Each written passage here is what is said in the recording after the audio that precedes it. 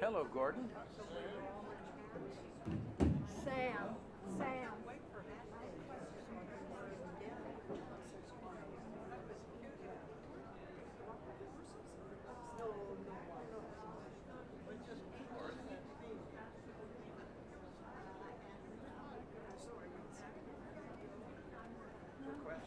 This was closer to have to go.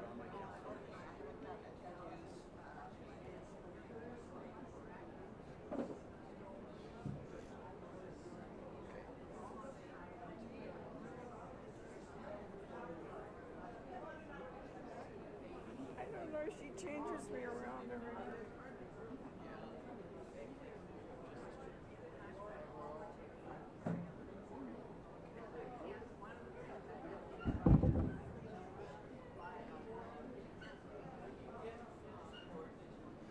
Whatever.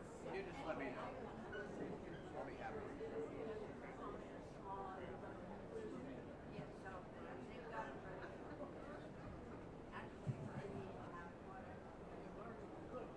Okay. Thank you, Doris. Yes, thank you, Sam. Thank you for the kind words yesterday. It's easy to throw out ideas, but they execute.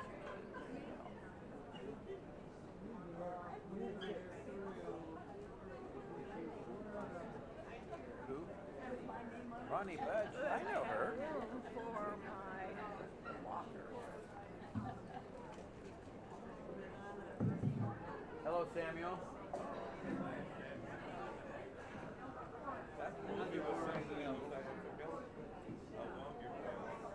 Me too.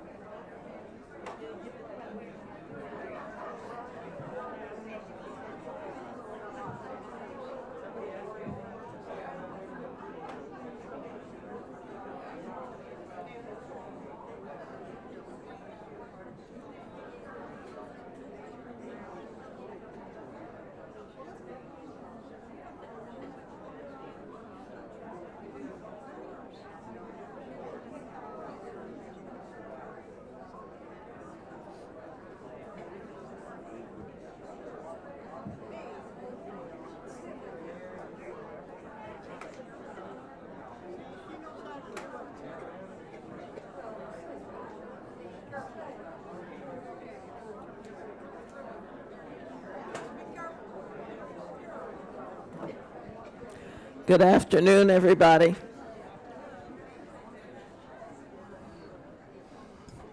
I think it's great that we have so much chatter and everybody's so friendly with one another.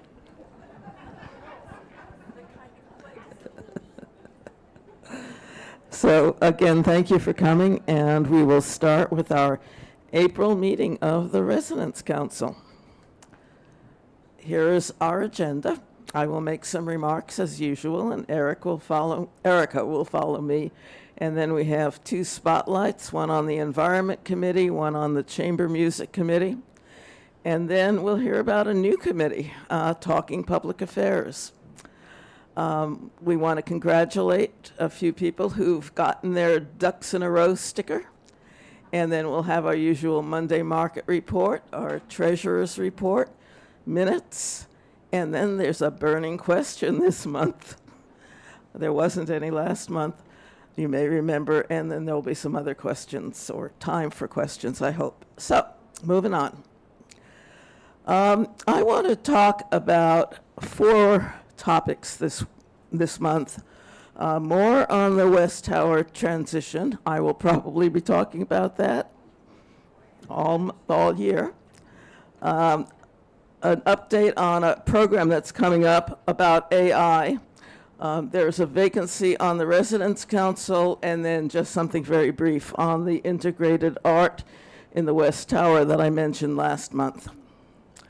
So, as we know, our West Tower transition, not really a conundrum. We've pretty much solved the conundrum. How do we continue to have a functional community when the West Wing spaces that we have been using are no longer available?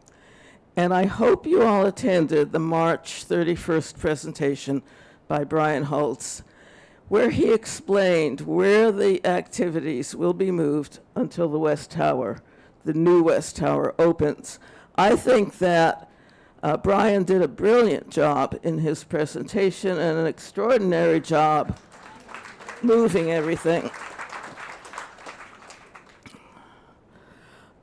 If you didn't get a chance to attend, and it looks like most of you did, but if you didn't, I just want to explain that you can go to HH Connect, click on Watch HH Videos, and then Master Plan and West Wing decommissioning video to see the YouTube video. And let me show you what that looks like. So this is the home page of the of HH Connect. And then you'll see Watch HH Videos. You click on that, and you come to this page, and you will see the third from the left, unless it's moved, if, you know, it moves if we have more videos to show. But you'll see the one that says Master Plan and West Wing Decommissioning Update. I hope you can read that. It's right above Jennifer's head. For a summary of where all those new temporary locations are going to be, you want to go to the home page of HH Connect, and then click on HH Leadership and then West Tower Expansion, and I'll show you that one too. You see at the very top, it says Residents' Council, Wellbeing, Dining, and then HH Leadership. Click on HH Leadership, and then under that you will find the 3 topics: the Phase 1 closures, the ones that need to happen soonest because they are currently located in the West Wing. The Phase 2, which are the later changes that will occur when that connection between the current buildings and the new building happen, and then the dining room pathway that will allow us to exit from 2 directions from the dining room should there be an emergency. What we're doing now is the transition committee is working collaboratively with the communications department as well as with Brian to ensure that we all have regular, timely, and accurate information as we proceed with the demolition of the West Wing and the construction of the new tower. And we met yesterday, and let me tell you a few of the things that we discussed then. We reviewed the comments that you made and the questions that you had at Brian's presentation, and there were quite a number that we need to continue working on. One of those that you raised that really hadn't been thought about, and that's why we want everybody's input as we go along. You talked about, what about handicap parking and what about guest parking? Because right now the plan is for guests to be parking on the street as close as they can find, because we expect the parking lots to be very full with our residents. But there may be some cases where we can find a little room, and particularly for guests who may be handicapped, who can't walk any distance from street parking, to be able to reserve a space. So that's something that Brian will be working very hard on. It was also suggested that we have maps of where the new locations will be, and those will be developed and put on HH Connect, where we will have the upcoming new information. There's also going to be a master plan, an upgrade for Freeway Park, which I didn't really know much about, but apparently they're finally going to get those fountains working and do a few other things. And we're sure that you all will want to be using Freeway Park more than you are now when we lose those first two patios. And so Freeway Park ought to be more inviting than it currently is. And we hope that we can get someone to explain to all of us what those changes are going to be. And then Brian briefly mentioned a company called Splice. That is a company that Horizon House contracted with to help in all of the details that are necessary to take care of as we move through this process of moving various functions to other places. And as we talked, I realized what an enormous and detailed project this is going to be, and how much Brian and Eli will need that help, along with all of our other employees. And to take just one example of something I never thought of, but you know how we have directional signs all over the place pointing to an elevator for this and a stairway for that and so forth? Well, we have to change a lot of those, and particularly for Monday Market, because we will no longer be directed to the West Wing. We will be directed to the third floor of the East Tower. So little things like that Splice is going to help with and make things hopefully go more smoothly than they otherwise would have. The other thing we talked about was making sure that there is a dedicated place where you can always go for the latest correct information about what is happening. And we would like that to be a dedicated space on the home page of HH Connect.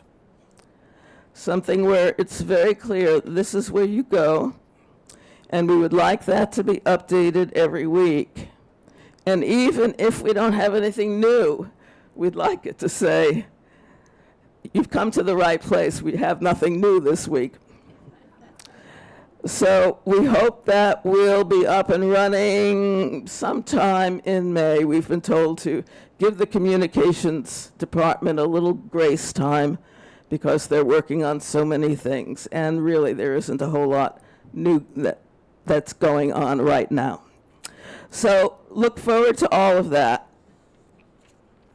Now, let me see. Oh, I wanted you to know who the resident members of the West Tower Transition Committee are, and we will get those posted also on the bulletin board. But besides me, is it already done? Carly's already taken care of that. So it's me and Bill Jones. Bill, raise your hand. And Barbara Knight. There she is. Josie Miller. David Perrin. Karen Smith. And Sam Sperry. So if you ever have any questions about what's going on, or you want us to be aware of something, or you want to make a suggestion, please talk to one of us, and hopefully we can move forward with that, or we can answer your question or find somebody who can answer the question. Next topic. I wanted to bring your attention to a program on artificial intelligence. Some time ago, I was asked by the Director of Innovation and Technology if there was any special program, any special need we had. And quite a lot of you said, oh, I've been getting this notice on my cell phone or my laptop about using AI, or it's landed there somehow and I don't know anything about it. So I asked him to try and do a program on that. And so he's got someone. This will be April 21st at 7:30 in the evening. That's a Monday. And I think there's going to be a lot of theory and general information about artificial intelligence and what it can do for us, and maybe about some of the things that we're all worried about in regard to AI. But I hope that there will also be some practical details, or you can ask those questions of him. I wanted to also let you all know that Ann Kelly resigned from the Residents' Council. We're very sorry about that. We hope to fill her position by the next meeting. Bill is chair of the nominating committee, and he will be going around asking if who might want to fill that position. But I do want us all to acknowledge everything that Anne has done for Horizon House. She served for two...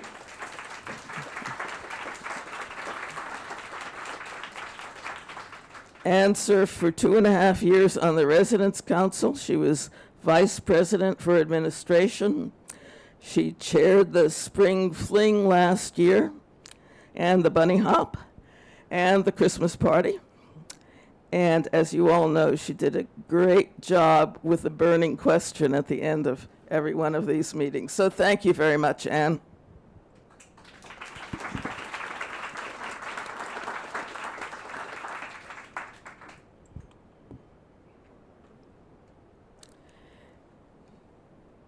And the last topic I wanted to mention, you'll recall that at our last meeting, I talked quite a bit about how much I had enjoyed being on the Integrated Art Committee, where we selected an artist, or artists plural, to design the art piece for the new West Tower. And you asked who that was. And they are Laura Haddad and Tom Drugan. The name of their firm is Haddad Drugan, and you can look them up on find their website and look at the art that they have done for other projects, other places. We will have something unique, so don't look at those and think, oh, that's what we're getting. It will be something specific to us. And one of the reasons that we hired them, or Horizon House hired them, was because they want to engage. For every project they have done, they have engaged the people who will be using that or viewing it the most. And so they will be seeking input from all of us here at Horizon House as they go through the process of designing something. And now it's my pleasure to turn the podium over to Erica, our CEO.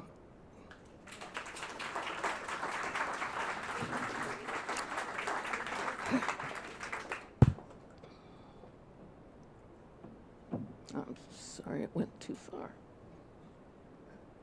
There you go.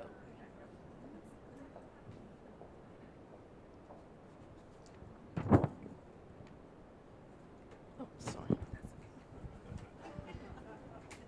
Thank you so much, Ronnie.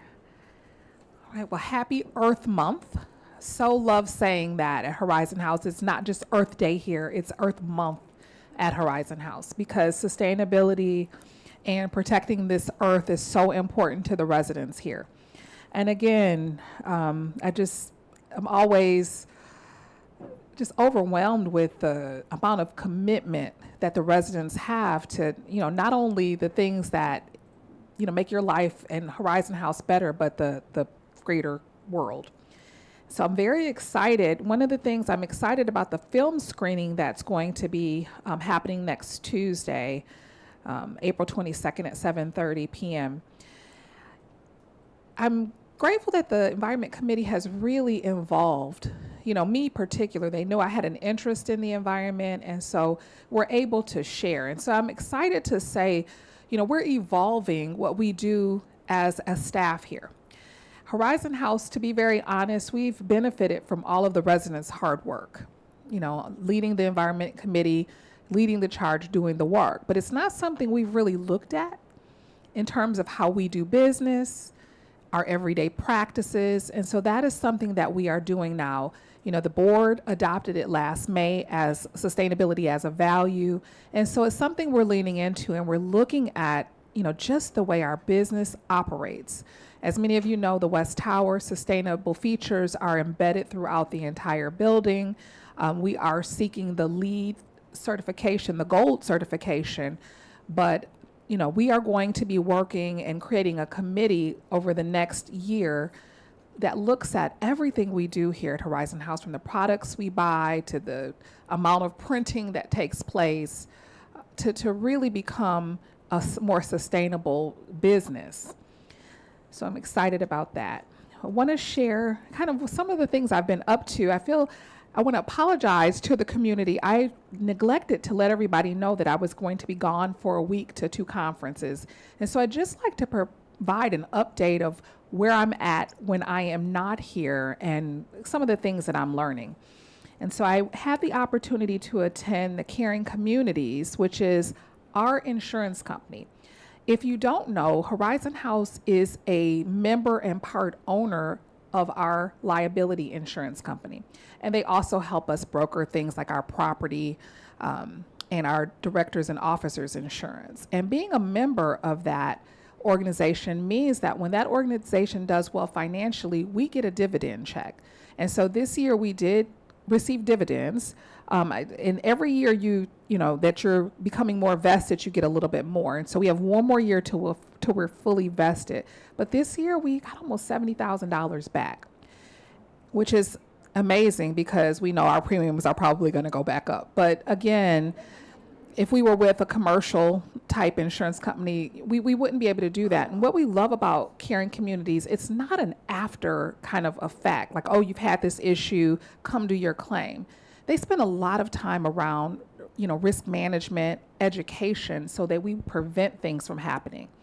We have a wonderful compliance team here, and we work hard, and we have a scorecard that we keep to make sure that we're doing all the right things to keep both the residents and team members at Horizon House safe, and everyone goes to conferences and they are educated on those preventative strategies so that we don't have to have claims.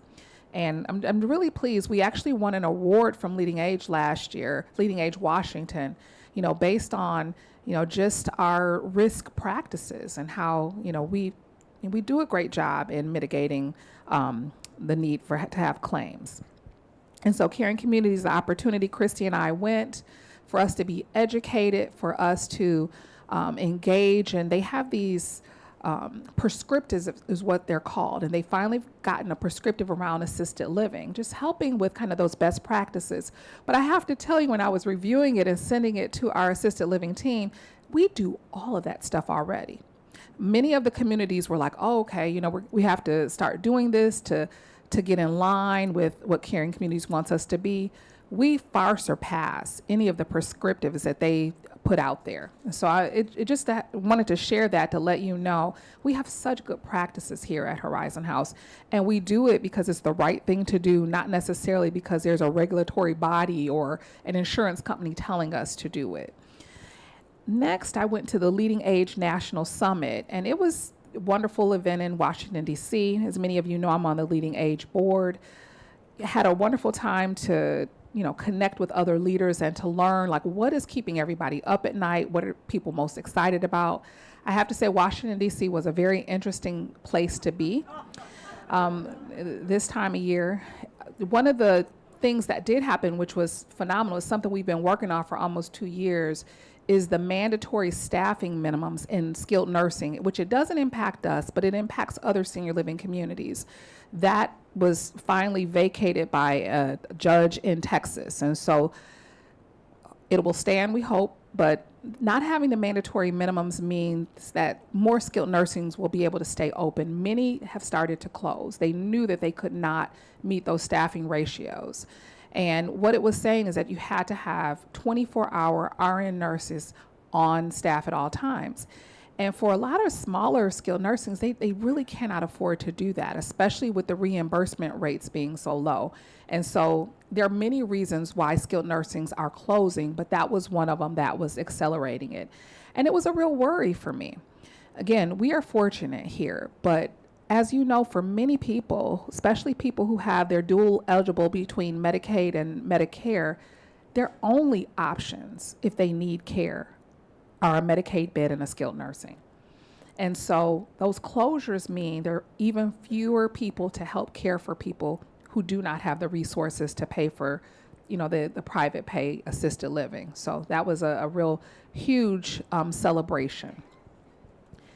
The Leading Age National Summit was also very sobering. And so I want to talk a little bit about something that, the community's been asking about, and I'm going to share an article.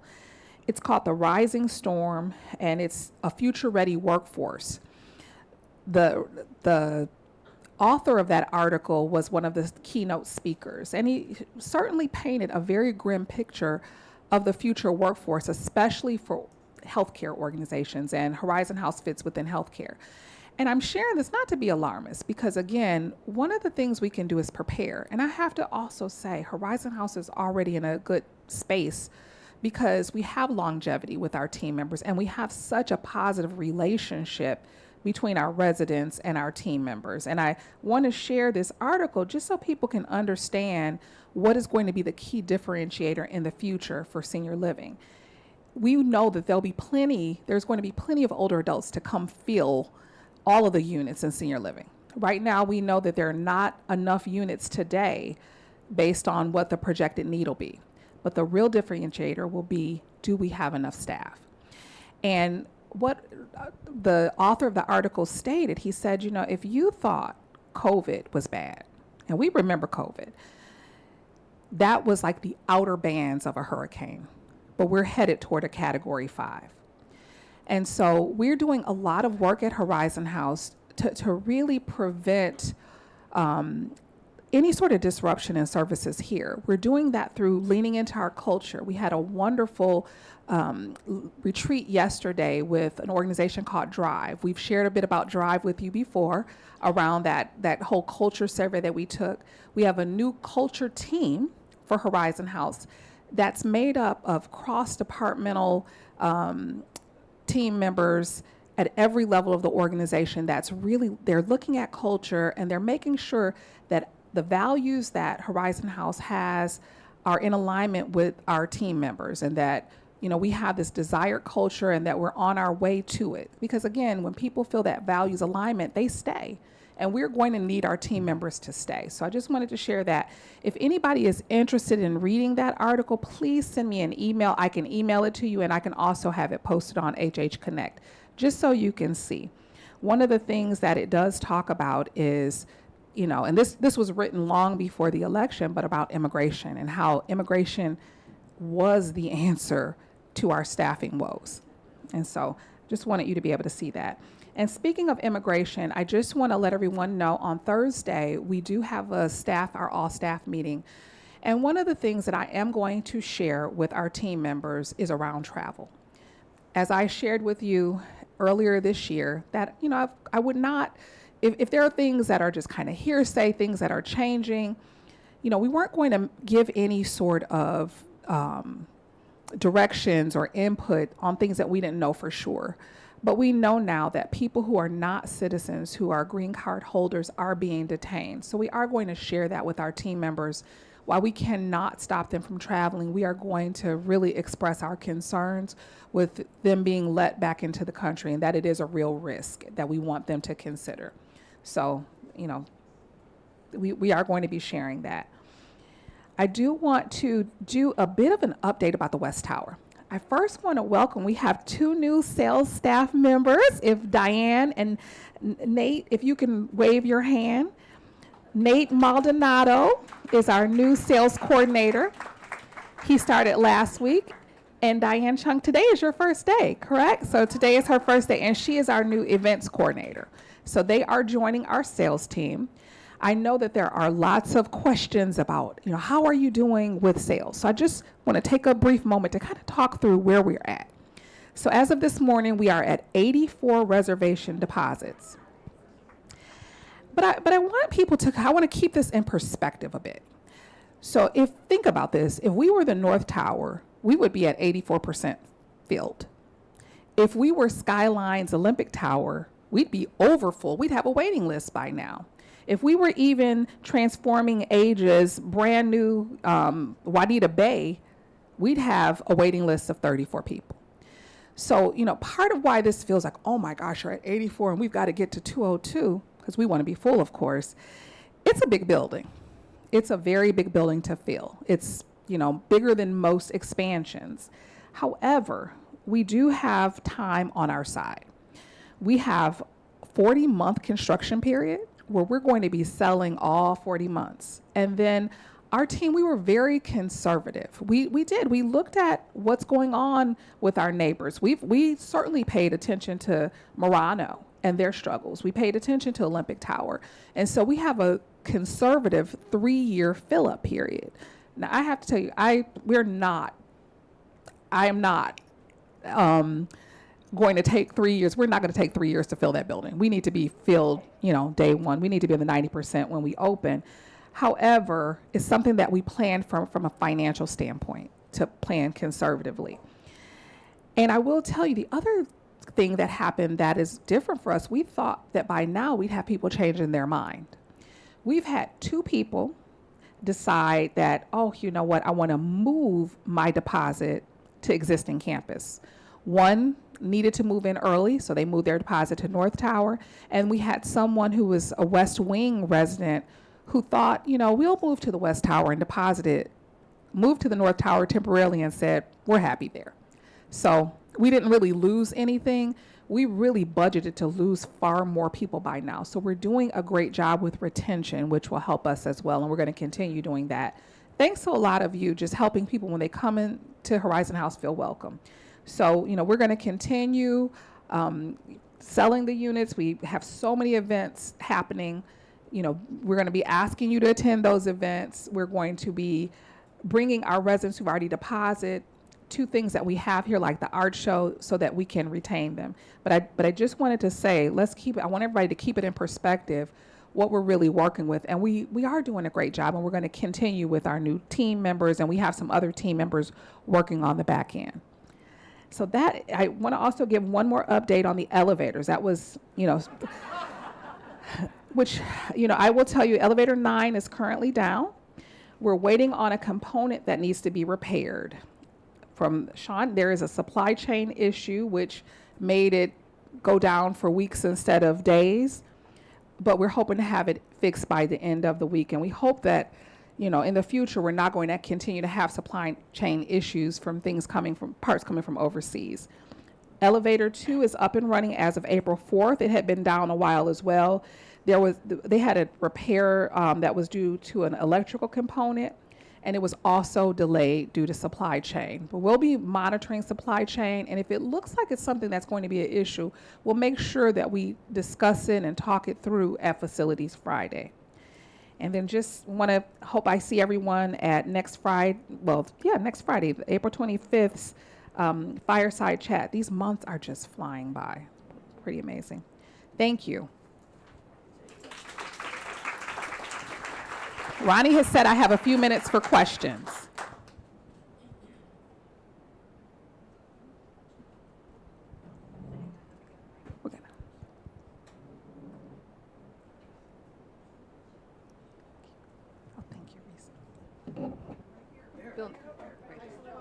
Can somebody run?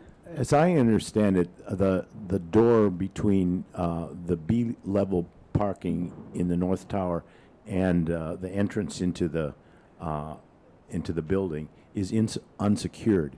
Is that going to stay that way, or is that going to be secured as it used to be? I am not aware of that, but I will find out and I can make sure that that information gets out. But I'm not aware of that. The question was about the door with the B1 garage in the north. B2 garage at the North Tower, that it is not secured. And John is asking, is it going to be secured? So I was not aware that it was not secured, but I will follow up. Can you tell us when Comcast is going to finish in the North Tower? That is We also. want to watch the Mariner game. Yes, I agree. So you said North Tower. I know that I believe are finished in Central Tower. Nancy, I will follow up with Brian Holtz and find out what the timeline is, because I'm not positive with what floor we're on by now or what units that we're on. So I will follow up with that as well.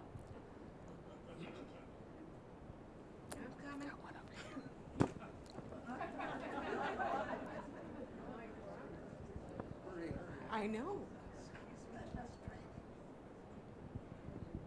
Hi.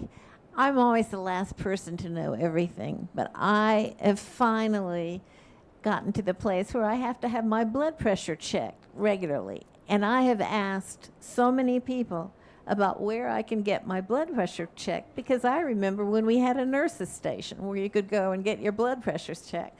And I've gotten so many different answers. So I'd like to know, is there a place where a person can go get his or her blood pressure checked? Okay, finally, a question I do know the answer to. On the B1 level, there is, going toward the gym, there is a blood pressure machine that you want to have an actual healthcare provider.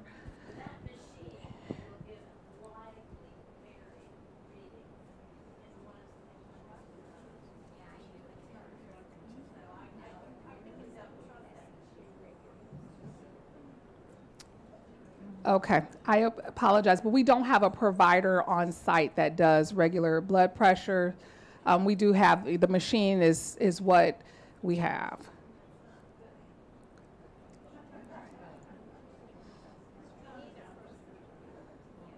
Any other questions before I turn it over to Bill? All right.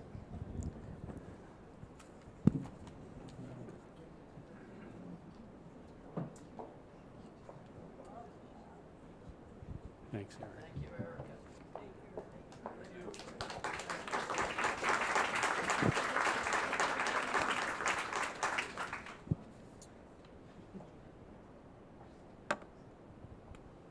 I have to get my technology together here. Nope. Where is the Chase, those slides for the Environment Committee seem to be missing.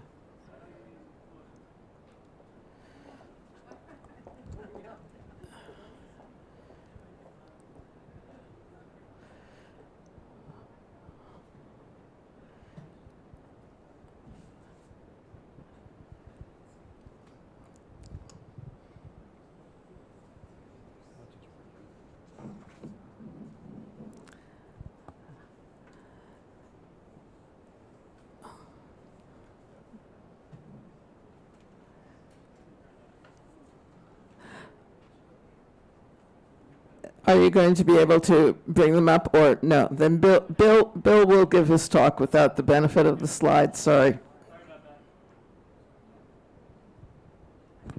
And they're really good slides, too, on that. Well, so I won't have to do the clicking. The title of this talk is Let's Leave a Sustainable Legacy. And I appreciate the invitation to appear before you during the celebration of Earth Month. The Environment Committee is working to leave a sustainable legacy in the Horizon House community. We think of sustainability as using our resources responsibly to ensure future well-being for all of us. With our encouragement and the help of Trustee George Counts, the board adopted sustainability as a key value in May of '24. In the administration, you just heard from Erica about what she's beginning to do and how she's taking this seriously as a guide for her work. And as Ronnie Budge announced in March, the Residents' Council is also committed to promoting sustainability as a value and in working with committees in that vein. What I'd like to do is describe 6 committee efforts that we have that will help move sustainability.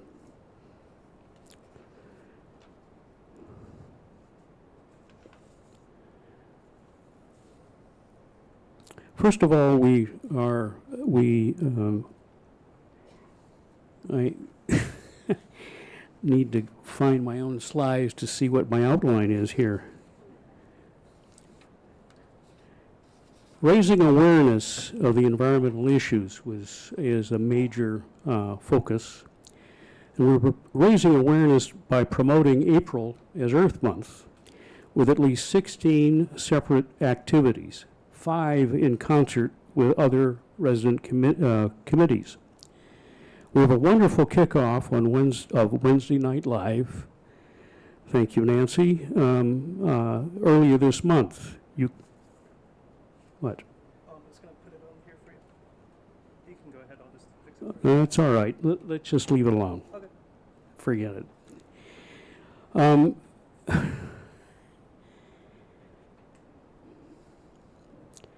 You can check out the full list at the mailroom bulletin board. Jean Durning leads us in developing well-attended monthly environmental programs such as reducing plastic in the waste stream, which is coming on April 28th with Heather Trim of Zero Waste Washington. Nancy Najelski contributes the weekly Eco-News to the Alert, which explores many environmental and sustainable issues. She's also developed electronic sign messaging that encourages sustainable living practices, which have been running now for about 6 months.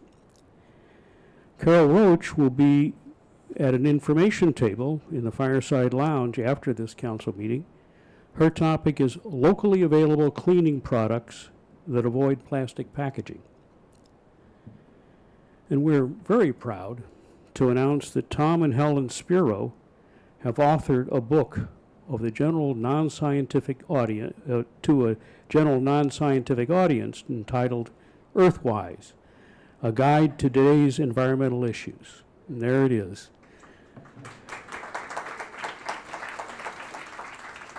And I had a lovely slide showing the book, but it will be published and available this summer.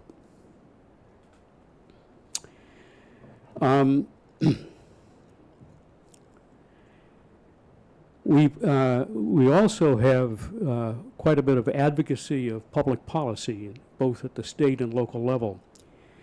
And we partner annually with the League of Women Voters to invite our 3 state legislators to discuss coming Washington state legislative sessions. There was one in December this year. And then we follow 20 environmental bills in this session And we've been able to get 40 residents to be actively express their opinion or comment on those bills.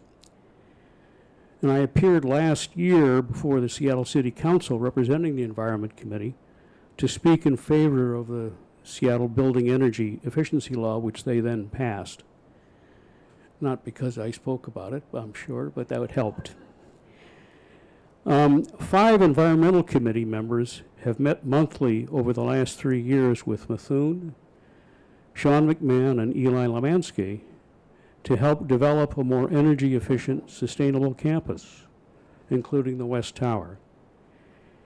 We also helped Horizon House secure $450,000 in grants for EV charging stations, and also a program transitioning from fossil fuel use to electricity for heating and cooling.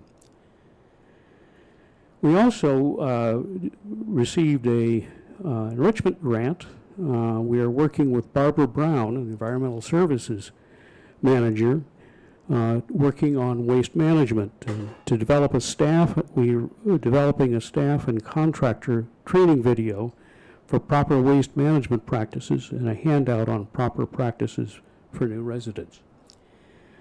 Now, Recology in Cedar Grove will be coming to hold a waste management workshop for residents on April 23rd, and that was arranged by Nancy Nijelski. Karen Fern meets with every new resident to provide them with a compost waste bucket and a handout on waste management practices. Bonnie Miller has organized volunteers called Dr. What for each floor to help with residents who have those any questions. And Barbara Brown reports that we have already reduced our landfill collections from weekly to every other week, but we have much more work to do for proper composting, which is why we're doing the workshop.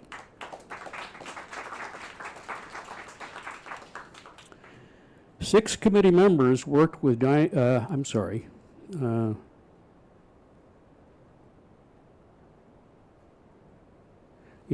six committee members worked with dining services staff to feature the Blue Zone buffets over the last 2 years.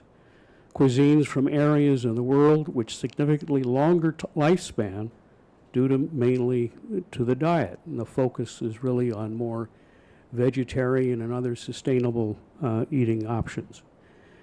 Chief Steve Carlson will offer on Earth Day a menu on the 22nd, which features vegetarian, seafood, and chicken options. And on Thursday the 24th, he plans a farm-to-table buffet highlighting local farm produce and proteins. We have long been advocates for an internal car sharing program at Horizon House and to help reduce the demand for parking. And it will happen this year. We begin with one electric vehicle. It is not going to be a Tesla. And expand the program as demand requires. We will support program orientation for interested residents. I hope that I've described this work. You've heard or read the names of the staff and residents who are up to their elbows in support of sustainability at Horizon House. Time won't allow me to name the many others who are also working on this, but demonstrate their environmental commitment by their care in day-to-day living. We believe Horizon House is a rare kind of community of residents and staff who can and will respond to a call for living practices that will leave a sustainable legacy. Thank you all.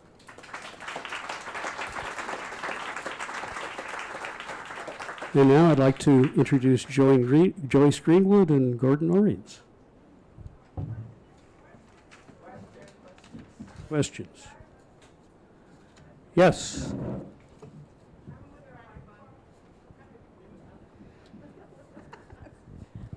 I am hoping that as an institution, and as individuals, this is related to sustainability, we will make as much of a commitment as possible to avoid AI within our buildings and as individuals because of the massive amounts of energy it uses.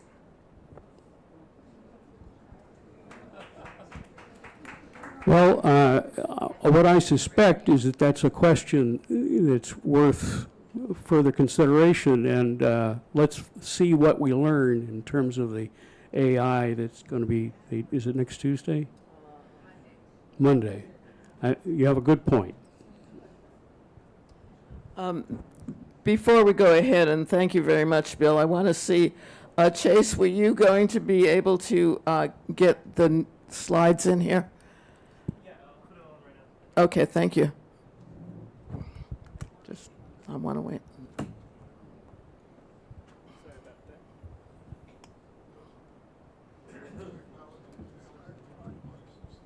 Just a minute, I'm going to show the slides.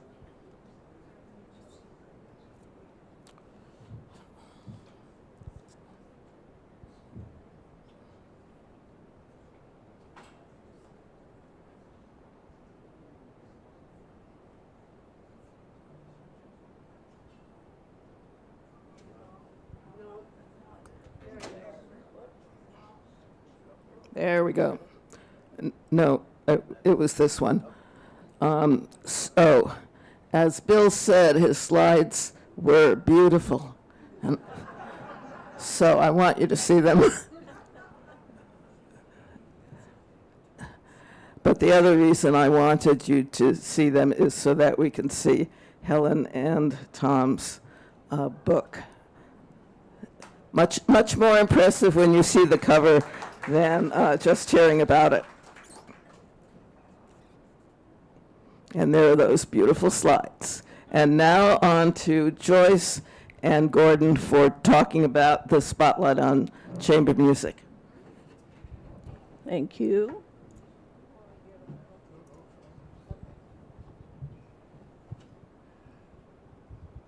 Gordon and I are members of a very new committee, not the newest, I hear, but a very new committee. Several of us were sitting around last summer during the Seattle Chamber Music Festival in July, just saying, oh, this wonderful music. Wouldn't it be lovely if we could get this at Horizon House? So we, Judy Ramey did a lot of the preliminaries. She talked to Ned about getting our committee going. We got an enrichment grant so that we could afford to fast track, or whatever it's called, the concerts from last July. So as they were happening, we had them in Anderson Hall. That's a little complicated, though, for our small committee. So what we did this February was show the virtual concert. And those are actual films of the committee, or of the concert, and those are shown in 14 states and all over the world. They have so much interest in Seattle Chamber Music Committee. So, Nancy Federici is also lovingly showing some chamber music, and she had one practice session here of a violinist and a pianist, and it was wonderful. So we are thrilled that we're part of this amazing committee doing amazing, well, not doing music, but bringing music. And we are very excited, and we're really serious, even though the third movement of a string chord is usually called a scherzo, and that's the Italian word for joke. But we're not joking. We're excited about the future because we're in such a wonderful place for chamber music. Seattle Chamber Music Society is world famous. It brings people from all over the country that want to come here.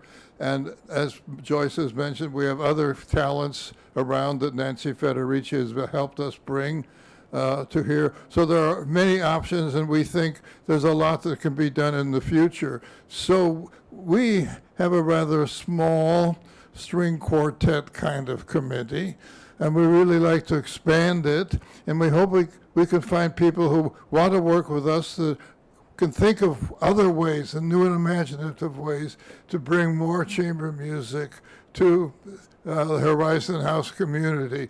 So if you are interested, Joyce and I will be out in the lobby afterward and be very happy to answer questions and maybe tell you why it would be important for you to do it. But Seattle is a chamber music city.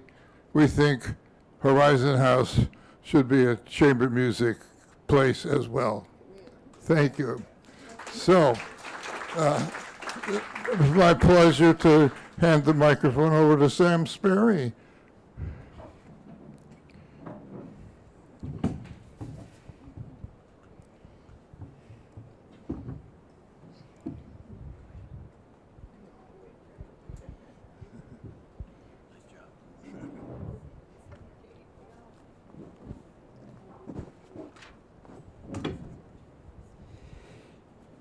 Because of the success and your interest in the recent talks that were given by Kevin Hamilton from Perkins Coie on the lawsuits, and Ilona Bray's wonderful presentation on immigration, Bill Anderson and Joel Conley and I thought we should organize an effort to try to bring speakers of that caliber to Horizon House to address various and sundry public affairs when such a topic is indicated. And of course, the two that we heard were very relevant. So we decided to form a committee we're calling Talking Public Affairs. And our hope is to bring 4, perhaps 5 high-level speakers to Horizon House for an evening discussion followed by Q&A on topics of public interest and of moment. And when we use the term high quality, we're talking about people who have expert knowledge and who can talk at a high level or at a ground level all at once. And I think Kevin and Ilona really set a wonderful standard for that. Several people have told me how much they enjoyed those presentations, so that is what has inspired Talking Public Affairs. Our proposal went to the council at our planning meeting a week ago and was approved unanimously. We have a small budget, so we can pay honorarium when it's indicated. And the way we think this can work best is, 1, getting suggestions for topics, and then finding speakers who really can address that, as I indicated, at a high level. Therefore, it won't be our job to talk about an environmental issue or a public affairs issue or a foreign policy issue. We can work with a committee if that's what they want to do. We will have evening slots, and if they have a budget, we can match it so that we can pay something more than a nickel or dime for people to come in. And some speakers, of course, won't ask for an honorarium. Our first speech will be on the 24th, which is next week, by Ambassador Susie Levine, who was the ambassador to Switzerland appointed by President Obama. She is capable of addressing a lot of topics relative to diplomacy and foreign affairs. And as you know from the current news, there's a lot going on between the United States and Europe. In the financial area, Switzerland, of course, is a financial capital in the world, so we're very excited about having her. So we are going to have a lot of fun with this. If you have ideas, suggest them to Bill or to Joel or to myself. We'll go to work on it. It will be difficult to get some speakers at the quality that we're looking for, so be patient if we don't get it done right away. But we're going to be open for business and probably won't do much in the summer, but be looking toward the fall. And with that, I want to thank you for your attention and hand it back to Ronnie.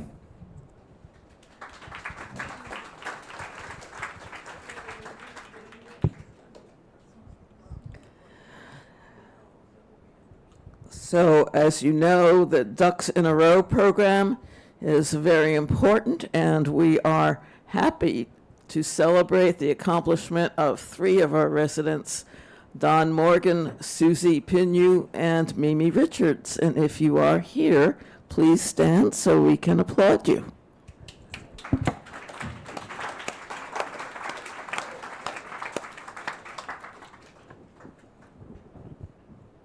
And now we have the Monday Market Report from Jennifer Stucker.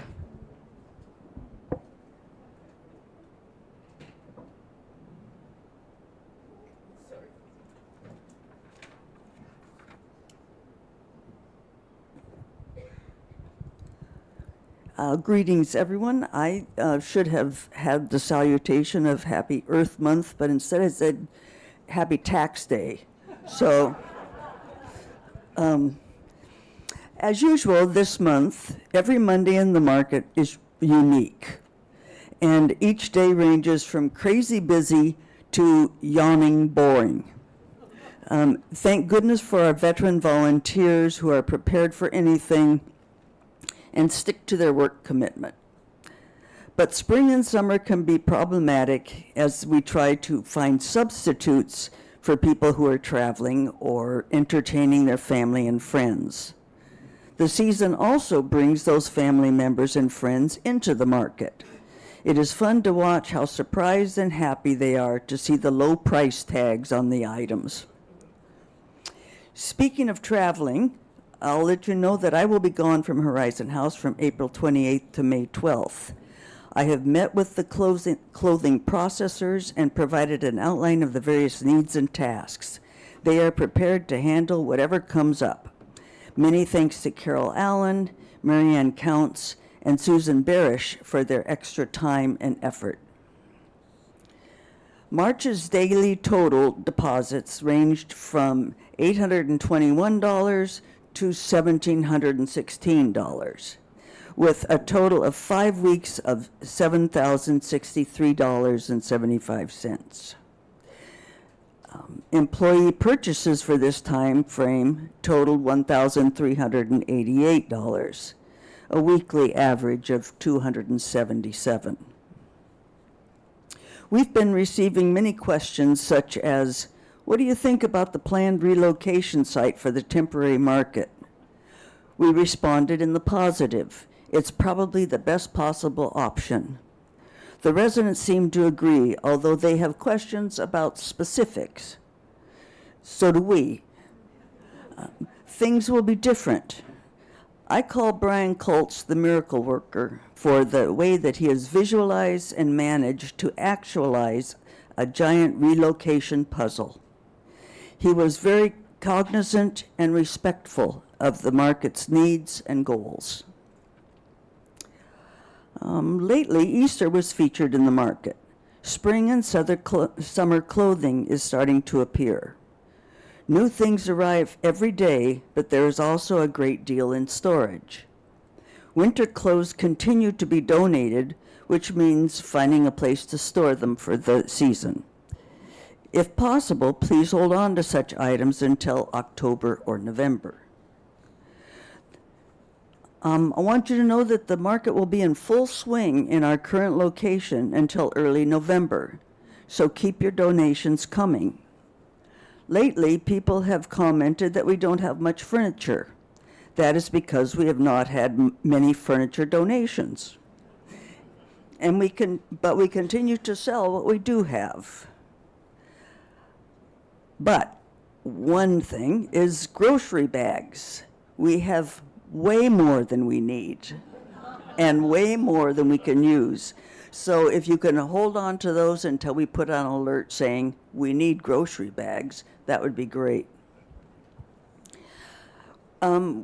We hope it is clear that the donation bins are not shopping carts. In other words, please do not remove items from the bins. Our volunteers pick up donated items on a regular schedule 3 times a day, which brings me to again recognize the contribution of our many volunteers that are working towards the success of the market. So thanks to all of you, and to all of you that come in and shop. And I would like to introduce our treasurer, so Karen Smith.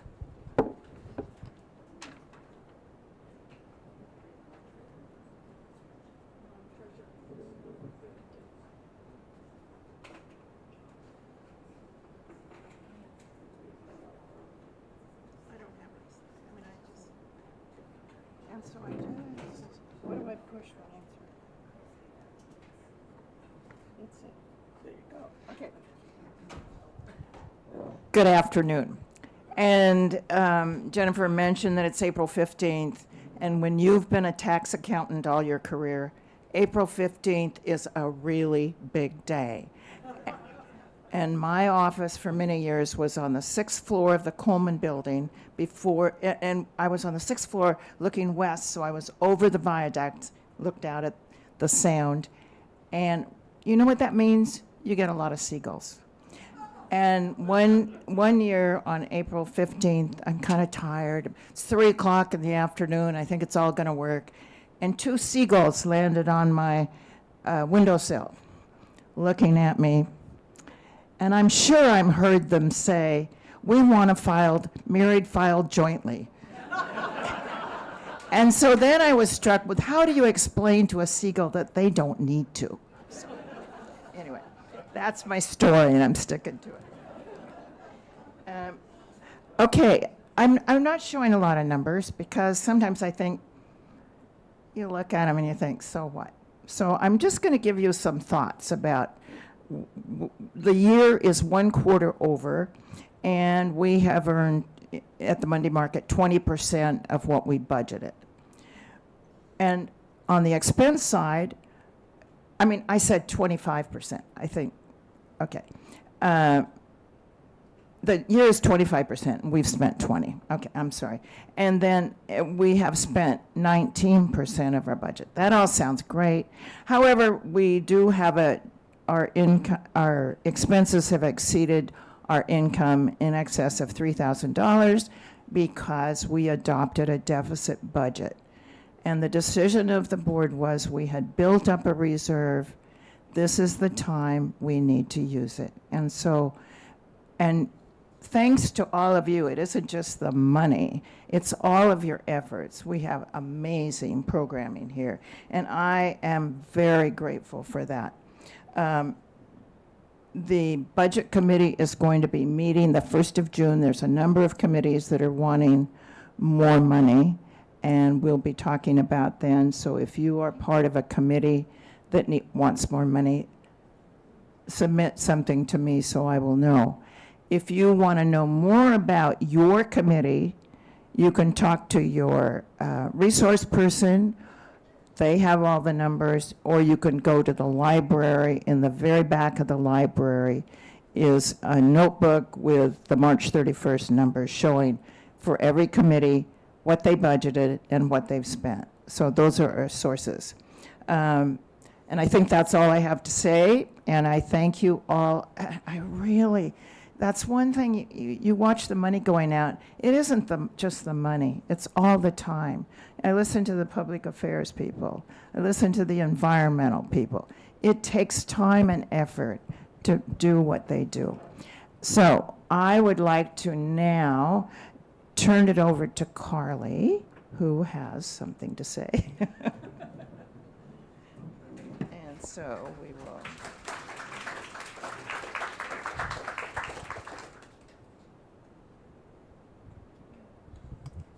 So I'm simply standing in for Karen Perret today. And I get to say, the draft minutes of the March 18th general meeting were distributed and corrected. If there are no further corrections, they are approved. Thank you, Carly.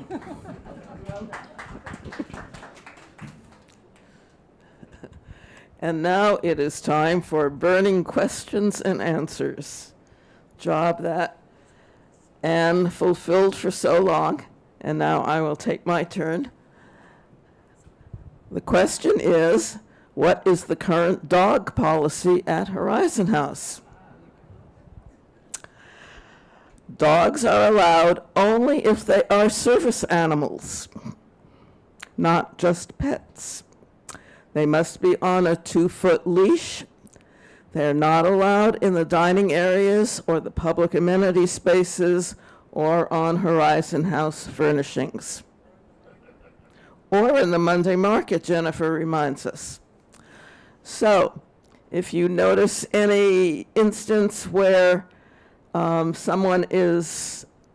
dog is not behaving in the way that they should, or in a space where they do not belong, let Amanda Rubel know. She is the person who enforces the dog policy. And now we have a burning question for you, and that comes from Peter. Peter? Why am my mind is going?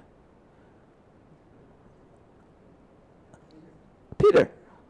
David Perrin. Sorry about that, David. I'm sorry. Go ahead. Ask your question. At least I know who I am. I'm custodian of the CDs downstairs. We don't have, thank you all for, I'm custodian of the CDs downstairs in the B1 TV room. We don't have room for any more, so I appreciate all those people who want to make a donation, but we just don't have room for more. The room is going to be rearranged during the construction period, and I had a question of how many of you are actually using the CDs. Could I see a show of hands for people who... In your apartment? Yeah. Yeah, So- do you borrow the CDs from the room where they're housed now? So I see 1, 2. Okay. Maybe 3. Okay, there's your answer, David. Thank you. Do you want to ask about DVDs? Okay, no. Thank you. Although, for those of you who have CDs that you want to contribute somewhere, Jennifer doesn't want them. I have no room for them. And someone told me that they could go in the Goodwill bin, that they'll take them. And I wonder if the public library might like them as well. No? Well, when I tried to donate mine, they didn't want them. Oh, okay. Thank you. There's a question in the Yes. back. Go ahead. Question, Sally. I don't know that people know enough about the CD room, because I have told a couple of people that if they wanted to share a CD with their friend and they don't have a player, they can make arrangements to show it in that room. And it's a lovely evening with your friends that you want to share a video. Sally, are you talking about CDs or DVDs? DVDs. Yeah. So that's a different issue. Are there other questions before we adjourn? Yes, Anne Marie, wait for the mic. You talked about the amenity areas for the animals not to be in. What do you consider those areas to be? I think it means all the public areas. Okay. So they've got to carry their dog? Well, no, the idea is that if you have a dog, it should be on a 2-foot leash. You walk it in the closest entrance, the entrance to Horizon House that is closest to your apartment, and then either get on the elevator or walk directly to your apartment. And that's where it should be. Ronnie, is it really a 2-foot leash? Ronnie, I had a situation where somebody came in with a big dog, and I said, well, your dog's not leashed. And he said, well, the dog is on a leash, but the dog was walking around, but nobody was holding the leash.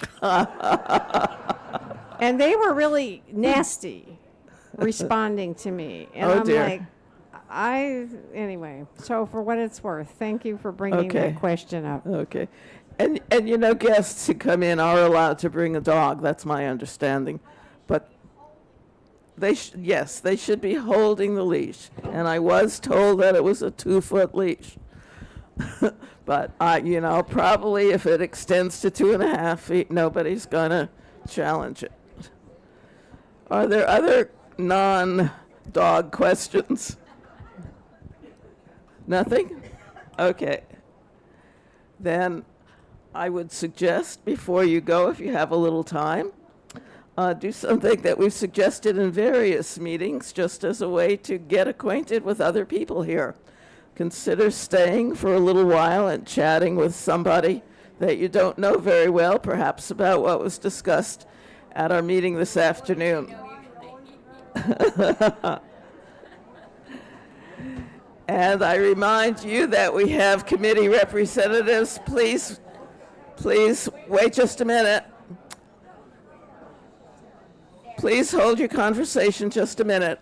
I want to remind you who will be out in the fireside lounge to answer your questions or hear your suggestions. I'll be there to answer, or not to answer, to take your burning questions. Bill Coriston, I hope, will be there for communications. Doris Ray is out the door for her dining services. Bill is here for environment. Mike Gould, is Mike here? Don't see him, but you could also ask Bill about resident safety. I will be there to answer questions in general about residents council, and Joyce and Gordon remind me that they are there for the opera. Thank you all very much for coming.